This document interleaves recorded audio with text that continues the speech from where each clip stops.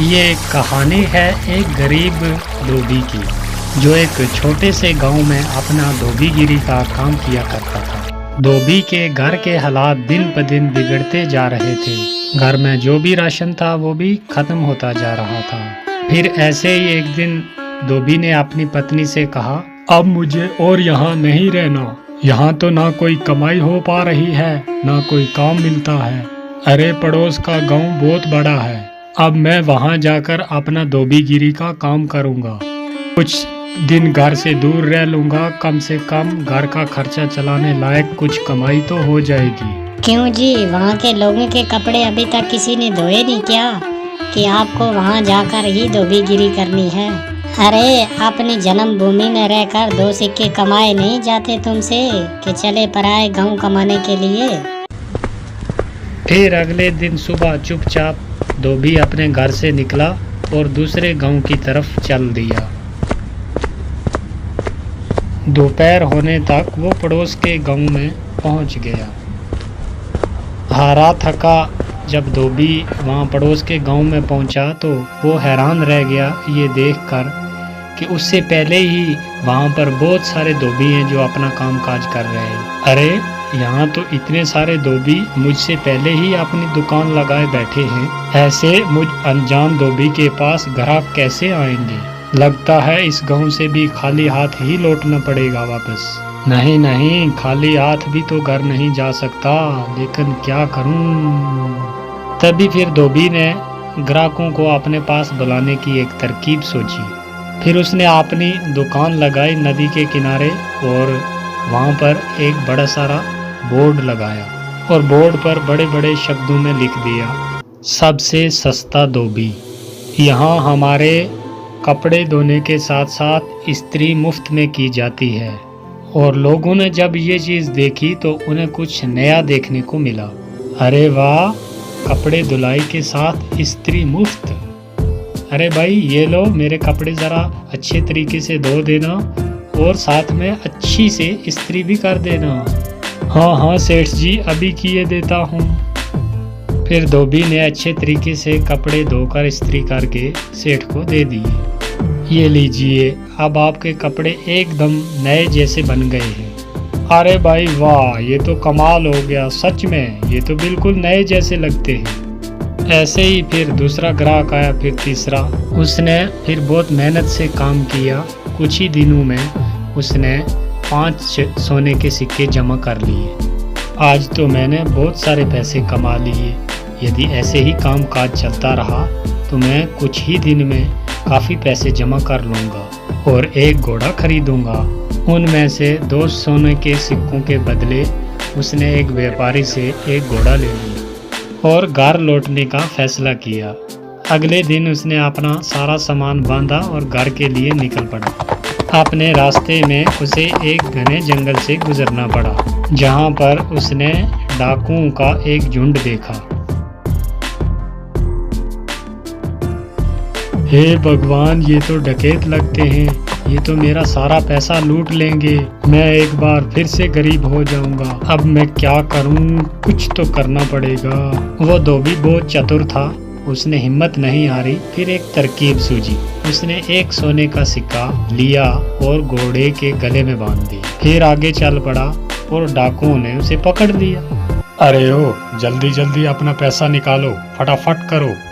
देखो, मैं एक गरीब धोबी हूँ, इस घोड़े के सिवा मेरे पास कुछ नहीं है, कृपया मुझे जाने दो डाकू भाई। और जैसे ही ये बोला और घोड़े ने थोड़ी गर्दन हिलाई और वो सोने का सिक्का नीचे गिर गया। अच्छा मक्कार, झूठे इंसान, तेरी हिम्मत कैसे हुई हमसे झूठ बोलने की? अगर तेरे पास पैसे नहीं हैं तो ये सोना फिर कहाँ से आया? जल्दी बोल। रुकिए रुकिए भाई, मैं अभी आपको सब सच बताता हूँ। दरअसल ये घोड़ा सोना उत्पन्न करता है, इसी वजह से मुझे सारे पैसे मिलते हैं। ठीक है, ये घोड़ा तुझे हमें देना होगा, हम तभी तुम्हें यहाँ से जिंदा जाने देंगे। नहीं नहीं, बिल्कुल नहीं, अगर मैं ये घोड़ा तुम्हें दे दूंगा तो मेरे पास तो कुछ भी नहीं बचेगा। चलो, इसके बदले हम तुम्हें 50 सोने के सिक्के देंगे। हाँ ठीक है, चलो एक बात का ध्यान रखना के बारी बारी के साथ इस घोड़े को अपने पास रखना, वरना आखिर में तुम पैसे के लिए लड़ते ही रह जाओगे। धोबी ने घोड़ा बेच दिया और अपने घर की तरफ चल पड़ा और वो बहुत खुश था कि उसे सोने के काफ़ी सिक्के मिल गए और उन पैसों से उसने अपने गांव में थोड़ी सी ज़मीन खरीदी। और इसी बीच वो डकैत भी उस घोड़े को लेकर अपने अड्डे पे पहुंच गए। वहां डकैतों के सरदार ने अपने आदमियों से कहा, इस गिरोह के सरगना होने के नाते इस घोड़े को सबसे पहले मैं ही अपने पास रखूंगा। उन सब ने सरदार की बात मान ली और घोड़ा सरदार अपने साथ लेकर रात चला गया। अगली सुबह जब वो उठा तो उसने देखा कि उसके अस्तबल में कुछ भी नहीं था। उसने पूरा अस्तबल सही से देखा, वहाँ कुछ भी नजर न आया और वो जान गया कि उस धोबी ने उसको बेवकूफ़ बना दिया। इस बीच एक और डकैत वहाँ पर आया। सरदार, आपको सोना मिला, हमें भी ज़रा बताइए कि घोड़े ने कितना सोना उत्पन्न किया, कितने सिक्के मिले आपको? तुम खुद ही पता लगा लोगे जब ये घोड़ा आज रात तुम्हारे पास रहेगा, ठीक है? और सरदार ने किसी से कुछ नहीं कहा क्योंकि वो किसी के सामने बेवकूफ़ नहीं बनना चाहता था। फिर एक एक करके सभी डकैतों ने घोड़े को अपने पास रखा, पर उसमें से किसी को कुछ भी नहीं मिला और वो सब समझ गए कि उन्हें उस धोबी ने बेवकूफ़ बनाया है। अरे दोस्तों, उस धोबी ने हमें बेवकूफ़ बनाया है, अब हम उसे सबक सिखाएंगे। सरदार, उसने ये साधारण सा घोड़ा हमें 50 सोने के सिक्कों के बदले दिया है, बहुत बड़ा धोखा हो गया। हम उससे अपना पैसा वापस लेंगे सारा और हमें धोखा देने की जरूरत की सजा देंगे उसको। हाँ, चलो चलो। फिर वो सब उस धोबी की घर की तरफ निकल पड़े और धोबी ने उन सबको अपने घर की तरफ आते हुए देख लिया। फिर धोबी अपने घर गया जल्दी जल्दी और अपनी पत्नी से बोला, मेरी बात ध्यान से सुनो, अभी डकैतों का झुंड एक यहाँ पर आएगा। जब वो मेरे बारे में पूछे तो उनसे कहना कि मैं घर पे नहीं हूँ, खेतों में काम कर रहा हूँ। ये बोलकर वो अपने घर के पीछे छुप गया। कुछ देर के बाद वो डकैत वहाँ आ पहुँचे। वो धोबी कहाँ है? हम उससे बात करना चाहते हैं, जल्दी बुलाओ उसे। वो तो अपने खेत में गए हुए हैं काम करने के लिए। रुको, मैं अपनी बकरी को भेजती हूँ उन्हें बुलाने के लिए। शीली, जरा जाओ तो अपने मालिक को बुला कर लाओ, उसे बोलो कि घर पे कोई आया हुआ है, तुमसे बात करना चाहता है। ये सब क्या है? क्या सचमुच ये बकरी तुम्हारे पति को यहाँ ले आएगी? जरूर, ये हर बात समझती है। मुझे जब भी बुलावा भेजना होता है तो मैं इसे ही भेजती हूँ और ये फौरन बुला कर ले आती है। डकैत धोबी की पत्नी से बात कर रहे थे, तभी वहाँ पर धोबी आन पहुँचा। ओह डकैत भाई, आप आए हैं। मेरी बकरी ने मुझे बताया कि आप मुझसे कोई बात करना चाहते हैं। हमें तुम्हारे इस घोड़े से कुछ नहीं मिला, तुमने हमें धोखा दिया। हमने तुम्हें इसके बदले 50 सोने के सिक्के दिए थे। अरे भाई, ये कैसी बात कर रहे हो? लगता है आपको कोई गलतफहमी हुई है। आज जो कुछ भी मेरे पास है सब इस घोड़े की बदौलत ही है। अच्छा चलो ठीक है, हम एक बार आप पर फिर विश्वास कर लेते हैं, पर उसके बदले तुम्हें ये बकरी हमें बेचनी होगी। अरे नहीं, बिल्कुल नहीं, मैं इस बकरी को तुम्हें बिल्कुल नहीं बेच सकता। अरे चलो, हम तुम्हें इसके लिए 30 सोने के सिक्के देंगे।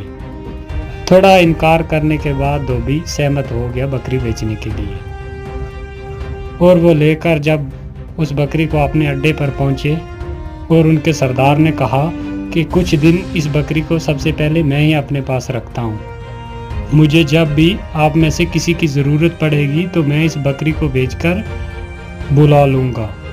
सरदार ने जब ये बात बोली तो सारे अपने अपने अड्डे पे चले गए और तभी वहाँ सरदार ने अपने बेटे को बुलाया। बेटा साहब, मैं काम पे जा रहा हूँ, अगर मेरी ज़रूरत पड़ी तो इस बकरी को भेज देना, मुझे ये बुलाकर ले आएगी। ठीक है पिताजी, जैसे आप बोले। फिर कुछ देर बाद एक डकैत को अपने सरदार से कुछ काम आन पड़ा तो उसने बोला कि ज़रा सरदार को बुलाओ और लड़के ने उस बकरी को भेज दिया। और सरदार के बेटे ने उस बकरी को अपने पिता को बुलाने के लिए भेज दिया और वो बकरी वहाँ से निकली और बजाय सरदार के पास पहुँचने के सीधा धोबी के घर पे आ गई। जब सरदार घर वापस आया तो उसने देखा कि वहाँ पर बकरी तो है ही नहीं और वो ये बात जान गया कि बकरी जरूर अपने मालिक के पास गई होगी और वो फिर अकेला उस धोबी के घर गया। सुनो, क्या वो बकरी तुम्हारे पास आई हुई है?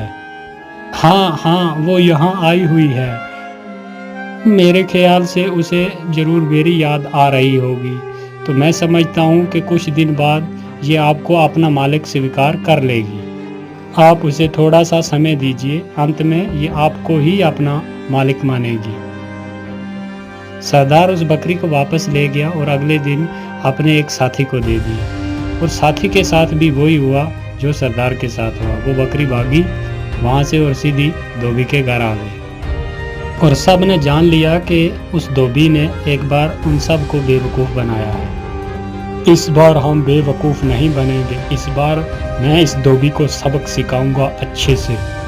इस बार सारे डकैत जो थे वो फिर धोबी के घर पहुंचे और उन्होंने धोबी की एक ना मानी और उसे एक बोरे में बंद किया और लेकर चल दिए उसे सबक सिखाने के लिए।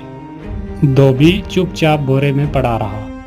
फिर वो एक जंगल से गुजर रहे थे तो उन्हें भूख प्यास बहुत लग गई। तो एक ने बोला, सरदार भूख बहुत लग गई है, तो मैं सोचता हूँ कि इस जंगल में से कुछ फल ढूंढकर खा लें, फिर चलते हैं। तो सरदार ने सुनकर भी उनकी बात और वो भी सहमत हो गया और वो बोरा एक जगह रखकर जंगल में फल ढूंढने के लिए चले गए। बकरी चराने वाला एक वहाँ से गुजर रहा था, तो जब उस धोबी के कानों में बकरियों की आवाज़ पड़ी तो उसने ज़ोर ज़ोर से चिल्लाना शुरू कर दिया, मैं ऐसा नहीं करूँगा, मैं ऐसा बिल्कुल नहीं करूँगा, छोड़ दो मुझे, छोड़ दो, जाने दो मुझे, जाने दो, मैं नहीं कर सकता।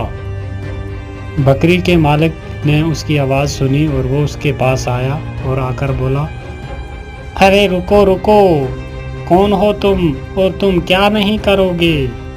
किसने तुम्हें इस बोरे में डाला?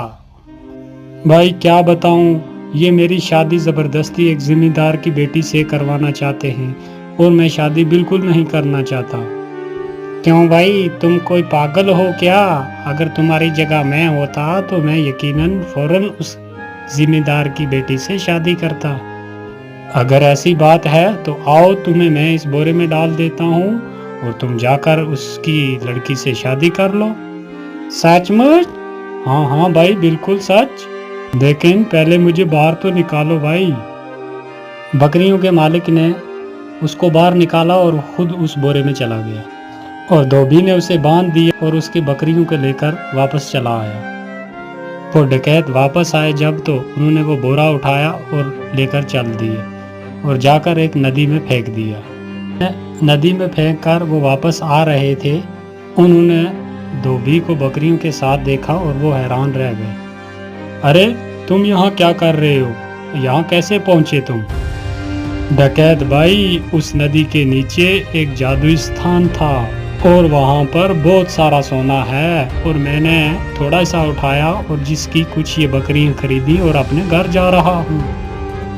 अच्छा, अगर ये बात है तो चलो हमारे साथ और हमें वो तरीका बताओ सोना निकालने का। ठीक है डकैत भाई, जैसे आप बोलते हैं मैं चलने के लिए तैयार हूँ।